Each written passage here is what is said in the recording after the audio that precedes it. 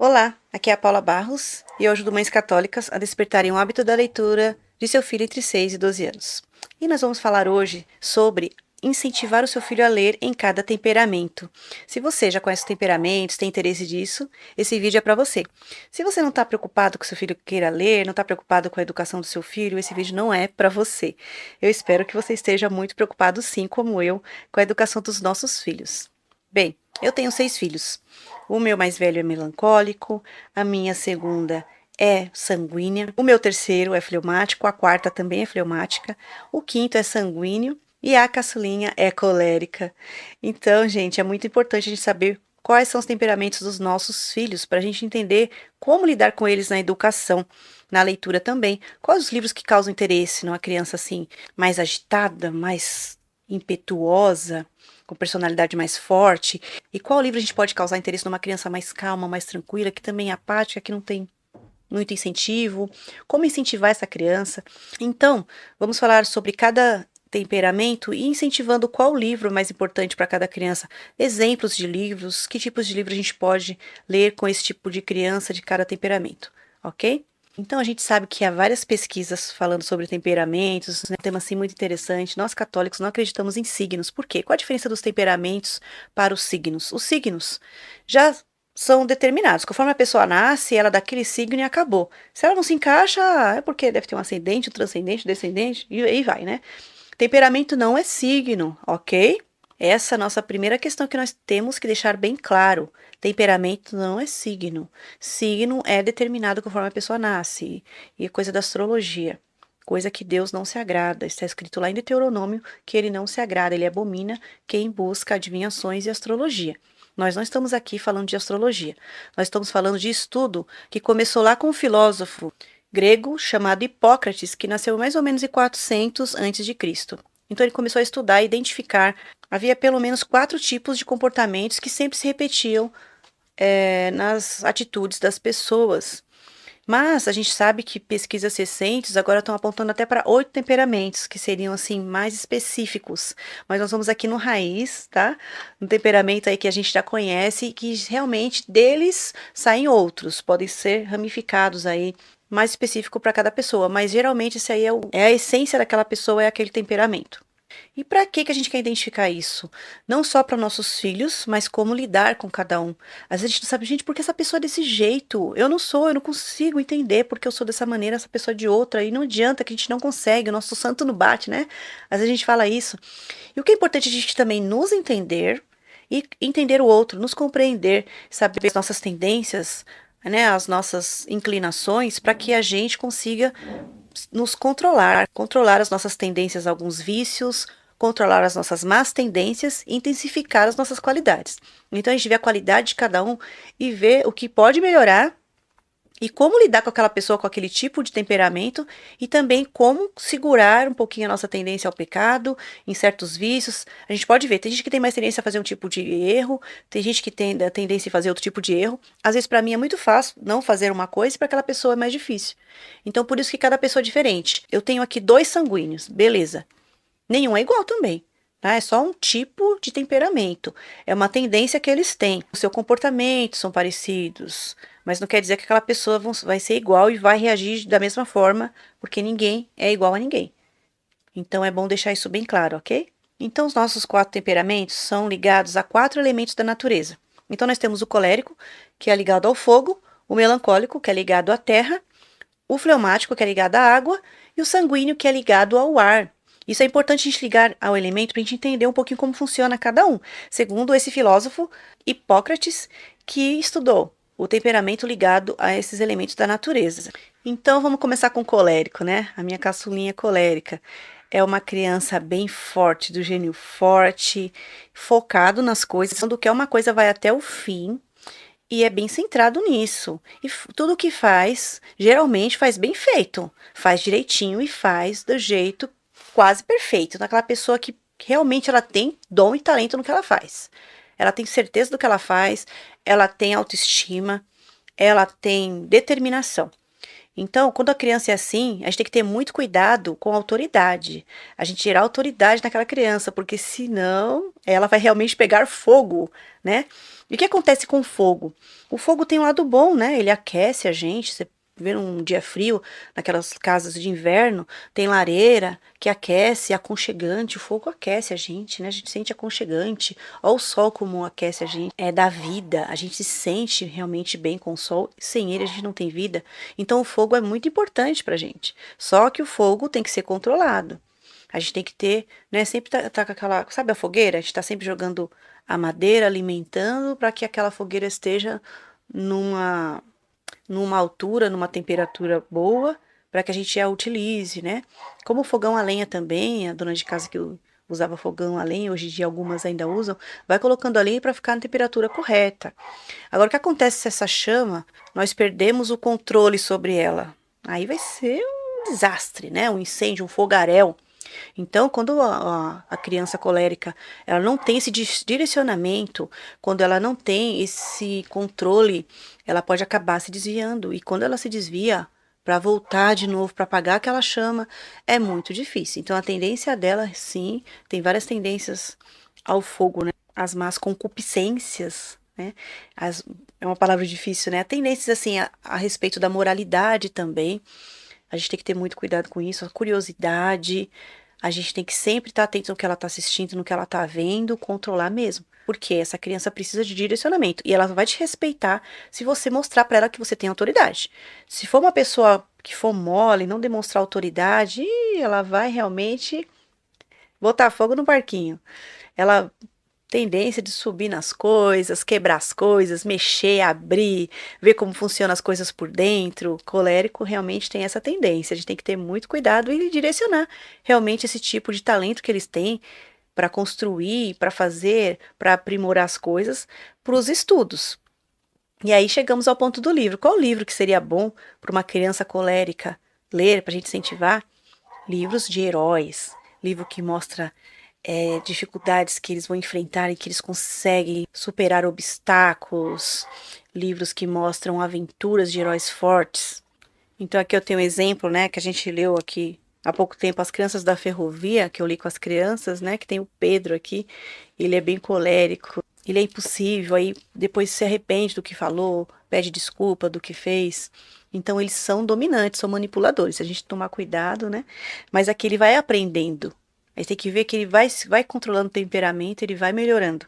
E esse livro aqui também muito lindo, que é O Vento dos Salgueiros, tem várias outras edições, que tem cada animal, tem 4 animais aqui, que seria tipo uma fábula, né? Que são animais com características humanas.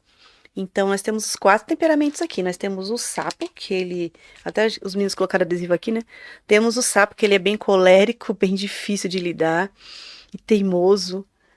Também pode ser, ter tendência a mentir. Temos aqui, acho que é guaxinim, não? O que ele é? Acho que é guaxinim. Ele é fleumático. Temos aqui a topeira, que ela é melancólica, e temos o ratinho sanguíneo. Então, esse livro aqui é bem interessante, bem gostosinho de ler. Então, é bom eles entenderem, eles lendo e vendo, olha, eu também faço isso, eu também teria essa atitude, e depois ver que não deu certo, e falar, não, é melhor mudar, é melhor modificar, né? Eles fizeram isso. E nos clássicos nós temos também aí vários personagens coléricos, né, como Aquiles, personagens fortes, né, personagens da mitologia grega. Então dá pra gente explorar muito isso, falar, olha só o que aconteceu pela sua impulsividade, o que aconteceu com esse personagem, ele se deu mal. Nós temos que controlar a nossa impulsividade, temos que controlar os nossos impulsos, né? Temos que focar sim nas coisas boas, nas coisas importantes. Então isso é muito bom.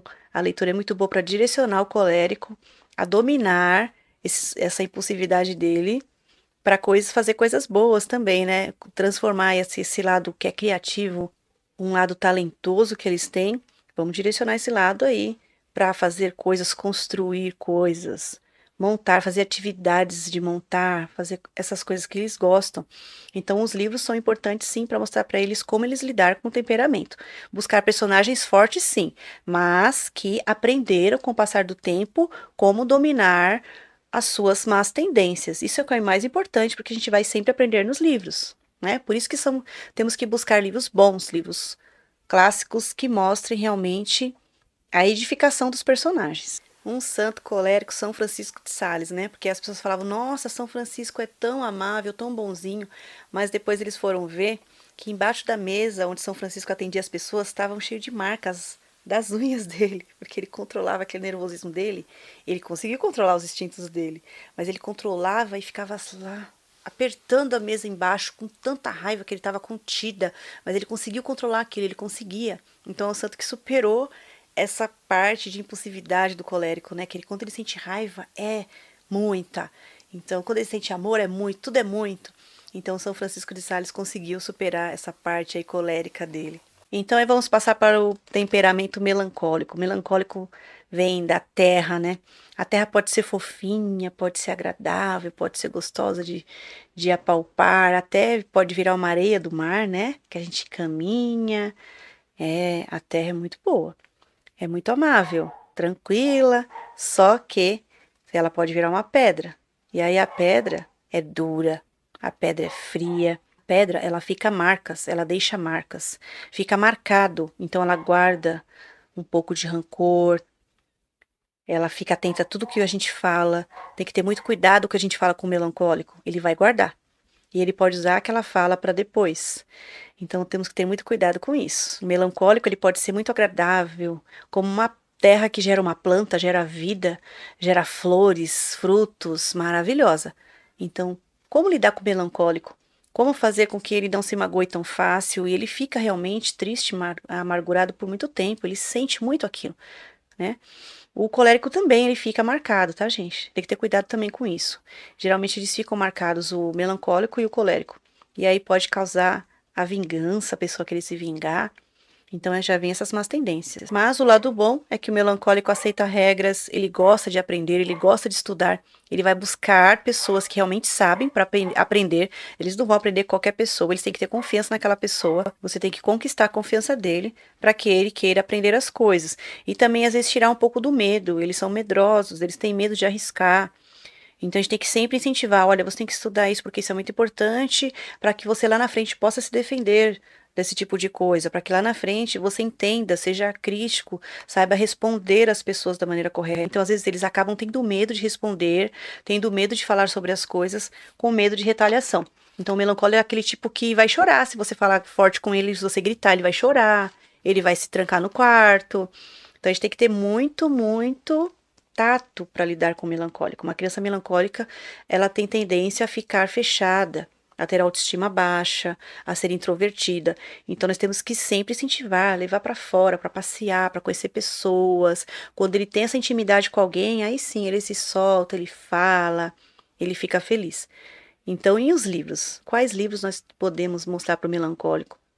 Livro de estudos, livros que mostram a inteligência, como buscar a inteligência, livros de autoafirmação, livros na literatura. Nós podemos ver vários livros de pessoas, personagens que superaram todas essas dificuldades. Então, livros que também façam com que ele pense, né? Então, livros assim de drama, que a pessoa se supera, ela consegue chegar lá, apesar de todo o problema que ela teve, ela conseguiu chegar lá no final. Todos os livros que realmente são bons são livros assim, né? Mas que eles se identifiquem com pessoas que também são assim, que passaram por muitas dificuldades, ficaram tristes, ficaram amarguradas, mas viram que a vingança não compensa, viram que o importante é elas cuidarem delas mesmas, cuidarem da sua família. E o melancólico ama a família, ele gosta muito de cuidar da família, então ele está sempre preocupado com as pessoas, ele é muito sensível. Então, livros que geram sensibilidade, ele vai amar. Personagens que trazem essa sensibilidade, não personagens arrogantes, personagens que são sensíveis. E seria uma boa sugestão livros de suspense policial, de querer saber o que aconteceu no final da história, quem fez aquilo, ele vai ficar analisando, vai ficar vendo os personagens, vai ficar falando, nossa, será que esse foi esse, será que foi aquele? Então ele gosta muito de analisar os livros, livros que façam ele pensar, ele ver o que vai acontecer, ele tentar adivinhar o final. Isso vai incentivar muito o melancólico a ler. E nós temos que gerar nele também o otimismo, mostrar que sim, que é possível buscar coisas boas, que as coisas boas também acontecem, porque eles têm uma tendência muito grande ao pessimismo. Então, no Evangelho, né, mostrar na Bíblia, mostrar os santos que foram melancólicos. Santa Teresinha era melancólica, escrevia muito, né, no quarto dela, no quarto fechado, mas era otimista. Ela ficou doente, né? Ficou muito doente de tuberculose e foi escrevendo com esperança. Então, mostrar santos que eram melancólicos, personagens da Bíblia que eram melancólicos. Se não me engano, João Evangelista era melancólico. Então, pessoas que estavam ali sensíveis, mas que eram até o final ali, perseverantes com Jesus. Então, um livro muito bom para um melancólico é esse aqui, ó, O Menino do Dedo Verde. Eu sou melancólica e esse livro aqui, desde criança, né, que eu conheço e eu me encantei com esse livro. Já mostra, né? Ele é terra, né? Onde ele toca, ele dá fruta, ele dá flores, mas ele sofre muito, ele sofre com tudo que acontece na vida dele. Mas mesmo com esse sofrimento, ele vai conseguir fazer com que aquilo gere frutos, com que aquela terra dele dê frutos. Então é um livro muito bom para o melancólico ler e a gente ler junto com ele. Então vamos falar agora do temperamento fleumático. O que é o fleumático? É uma criança ou um adulto, né, que vem da água, né, uma criança que se adapta fácil. Você coloca água no copo, ele fica no formato do copo. Você coloca água numa bacia, ele fica no formato da bacia. Então, é aquela pessoa bem maleável, se adapta fácil. Todo mundo quer ser amigo do fleumático. Porque o fleumático nunca vai ficar te contestando, nunca vai ficar brigando com você sem motivo. Ele só vai te contestar ou falar se alguma dificuldade, só vai brigar com alguém se realmente tiver motivo para brigar. Senão, ele vai evitar ao máximo, ele vai engolir sapo até para poder não brigar com ninguém. Então, o fleumático é uma pessoa que a gente tem que ter muito cuidado também, porque ele gera o quê? Preguiça, apatia, sabe? Ah, tudo bem, tanto faz. Então, se eu estudar tá bom, se eu não estudar tá bom. Então, ele precisa ter uma motivação para estudar, para ler um livro. Falar, não, olha, isso aqui, esse livro vai ser para você aprender como lidar com as pessoas, aprender como você conseguir dialogar com os outros, você conseguir falar bem, ter uma boa oratória, falar bem a língua portuguesa. Então tem que incentivar sim, porque o fleumático ele é muito acomodado. Então nós temos que ter muita atenção para que ele queira aprender, para que ele queira estudar e não fique só aquele apático. Sabe aquele aluno que fica lá na, na sala de aula, que ele nunca faz perguntas, para ele tá tudo bom, e aí ele acaba fazendo tudo de qualquer jeito. Então, se você, às vezes, a gente precisa perguntar, falar, você entendeu? Isso, realmente você entendeu? Fala para mim, explica para mim essa lição. Fala para mim essa história, esse trecho desse parágrafo, o que você entendeu desse trecho? Porque senão ele vai falar, sim, entendi, tá tudo certo, e na verdade não entendeu. Então, o fleumático, nós, como pais, como professores, nós temos que ficar sempre incentivando para que ele queira aprender realmente. Ele aprende sim, ele também é suscetível às regras, ele gosta de obedecer às regras para tudo para evitar briga. Então é um bom diplomata, uma pessoa que sabe lidar com todos, só que tem essa mania de ser acomodado. E a gente tem que incentivar para que ele saia do seu lugar de conforto, saia da sua zona de conforto e vamos para frente. Vamos ver o que você precisa fazer para se edificar. Vamos ver na Bíblia o que alguns fleumáticos fizeram. Vamos buscar os santos, São Tomás de Aquino. São Tomás de Aquino é um grande fleumático. As pessoas nem sabiam que ele era tão inteligente no começo. As pessoas achavam que ele era bobo, que ele não entendia as coisas. E quando ele foi fazer uma pergunta para o professor falou, nossa, nem eu sei responder essa pergunta. Vou ter que estudar agora, nem eu sei responder essa pergunta. Então, o fleumático tende a se fechar também, tem que ser incentivado. E mesmo que ele entenda de um assunto, que ele saiba, ele não vai ficar falando demais sobre isso, ele vai se fechar. Então, a gente tem que também mostrar que ele precisa se impor. Esse é um outro lado. Mesmo que ele saiba, ele precisa se impor, porque às vezes ele não se impõe, ele não fala nada, as pessoas acabam, né, a gente fala, né, montando em cima, fazendo o que quer com essa pessoa. E não pode, principalmente os colegas, né, da mesma idade, acabam se aproveitando dessa característica do fleumático e mandando ele fazer as coisas, deixando tudo para ele fazer, num trabalho, numa lição. Então, ele precisa de mostrar também, olha, eu tô sentindo isso. Isso não é bom para mim. Eu não vou fazer isso, eu não quero. Às vezes ele tem que saber falar não, porque o fleumático tem muita dificuldade com isso, de falar não. Então, a gente tem que mostrar para os nossos filhos que ele precisa aprender, sim, amadurecer, precisa ser um cidadão bom, mas não ser bobo. Impor também as suas vontades. Falar, não, opa, isso eu não aceito, isso eu discordo, isso é um princípio eterno, esse é um princípio que Deus quer. Eu não vou aceitar isso na minha vida. Eu não quero, mesmo que você esteja querendo que eu faça, eu não vou fazer. Então, a gente tem que incentivar muito os nossos filhos a isso. Quando tiver algum problema, ele conversar com a gente, mostrar o que está acontecendo e saber falar não. E um outro problema também que pode haver é o que acontece com a água quando ela é muito fechada, muito. A gente segura muito essa água, né? Uma represa que tá ali com aquela água toda guardada, toda guardada. E quando ele começa a guardar, não sabe falar não, não sabe se expressar. O que acontece com aquela água? Ela arrebenta, meu filho. Quando acontece de arrebentar a água da represa, sai de baixo. E aí vai ser muito difícil. Vai ser muito difícil lidar com essa tromba da água. Então vamos fazer com que ele se expresse, saiba falar suas angústias, saiba conversar sobre suas tristezas, para que depois essa tromba d'água não caia para cima de todo mundo, que ele não vai ver não para onde vai cair. Então esse temperamento tem essa sensibilidade, sim, é amável, é fiel, é um comportamento assim que todo mundo ama, mas também vai guardando, vai guardando. Então, se a gente não tomar cuidado de falar assim, o que você está sentindo? O que está acontecendo? Vamos conversar. Ele se fecha, vai se fechando. Mas quando soltar, é bem difícil. Então, vamos ter muita atenção com os nossos filhos fleumáticos. E aqui um livro muito bom para um fleumático é a Heidi, né? É uma menina que é tão boazinha, tão, né, sofreu tanta coisa, mas só que ela vai sempre aceitando as coisas, ela vai passando por vários problemas e ela vai ali na dela, tentando agradar todo mundo. Então é um livro muito importante de se ler, a Heidi. É maravilhoso ler junto com o Fleumático, ele vai se identificar bastante e mostrar que a gente também cultiva amizades, é muito bom a amizade, ele gosta muito de amizades, mas que a gente também tem que dar importância para nós mesmos. E passamos agora para o nosso último temperamento, que é o sanguíneo. Sanguíneo é aquele ar, né? Ele é o ar. O que acontece com o ar? Ele se espalha por todo lugar, onde ele chega, todo mundo já vê que ele chegou, ele fala bastante, ele é o oxigênio, né? Ele nos dá todo aquele ar que a gente precisa para respirar, ele faz a gente ficar feliz. Onde tem um sanguíneo, sempre tem uma piada, sempre tem alguém rindo, ele sempre está feliz, ele sempre tem opinião para dar. Ele sempre tem coisas para falar a respeito dos assuntos, só que temos que ter muito cuidado, que às vezes ele fala sobre aquilo, mas ele não tem profundidade. Ele quer falar sobre o assunto? Ele quer falar sobre outro? Ele quer falar sobre outro? Ele não consegue se focar em um só? Ele não tem muita atenção? Então a gente tem que pensar. Às vezes a gente até pensa, né, que a criança, será que essa criança tem TDAH? Mas às vezes não. Às vezes é porque ela é sanguínea e ela quer saber tudo ao mesmo tempo, de todas as coisas. Então nós temos que ter muito cuidado também com o que ele está vendo no celular, porque ele quer ver tudo, ele é curioso, tudo ele quer saber. É um ótimo jornalista, é um ótimo locutor, apresentação de programas, fazer comerciais, ser ator, atriz, ser comediante. Então, o sanguíneo ele é assim. Só que a gente tem que ter essa atenção. Será que o meu filho realmente está aprendendo? Porque se ele fala de uma coisa assim, eu acho que ele aprendeu, mas será que ele aprendeu profundamente sobre aquilo?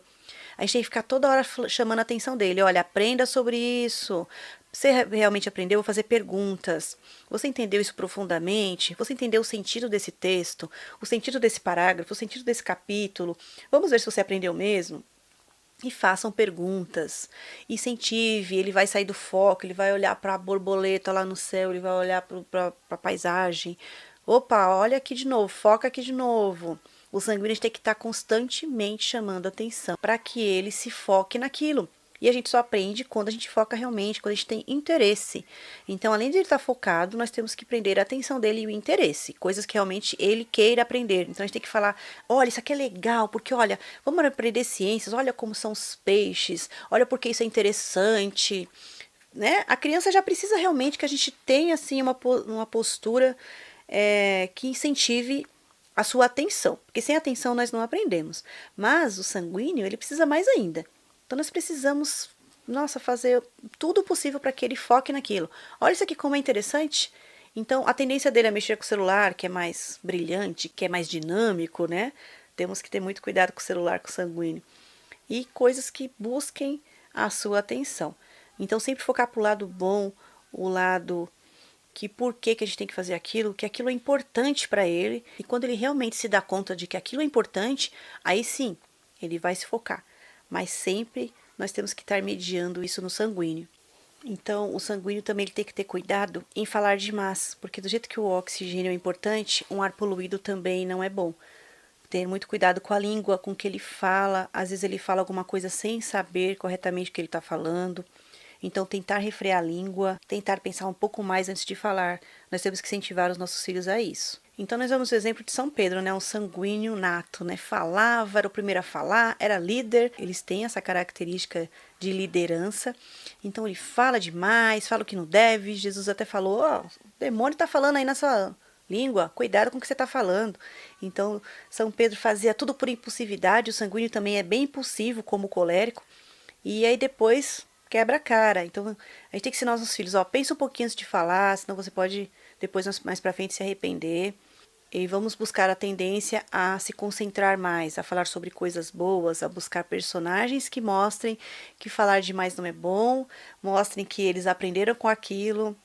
E aí São Pedro, lá no final, ele aprendeu realmente todo o medo que ele passou, ele falou e voltou atrás, mas lá no final ele quis ser crucificado de cabeça para baixo, né? Porque eu vou superar o meu mestre. Por mais errado que eu fui, depois eu aprendi. Então ele aprendeu com os erros dele.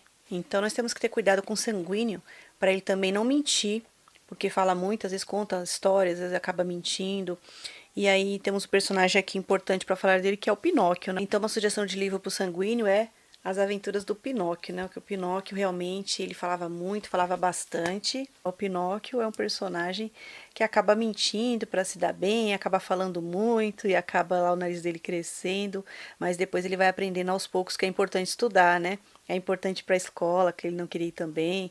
E aí, aos pouquinhos ele foi crescendo nisso e conseguindo controlar essa parte dele de falar demais, de mentir, de não se focar nas coisas, né? E não, agora eu quero ir para a escola, não, mas agora eu vou para aquela festa lá, onde todo mundo acabou virando burro, né? O parque de diversões.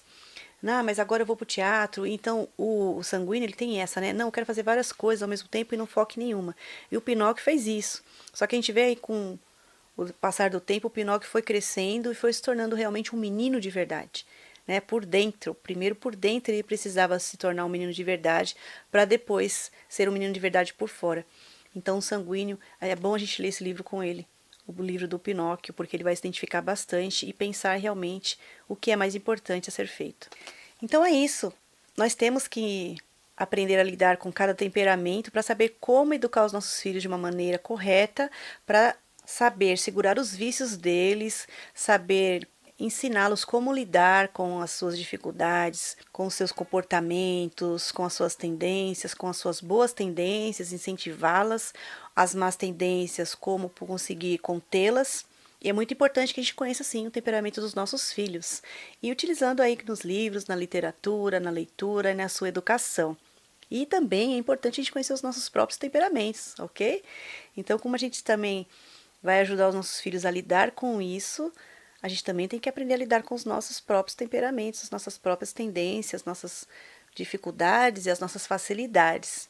Espero que vocês tenham gostado e me sigam aí nas redes sociais para a gente conversar mais sobre isso. Escreva nos comentários, vocês já sabiam o temperamento dos seus filhos? Vocês já sabem? Faça uma pesquisa aí rapidinha, vocês podem buscar na internet, a gente encontra pesquisa sobre os temperamentos. E só em falar assim de cada um, vocês vão pensando já, né? Acho que o meu filho é esse tipo de temperamento, acho que o meu filho é aquele tipo. Então vamos pensando aí, escreva nos comentários o que vocês acharam do vídeo. Espero que vocês tenham gostado.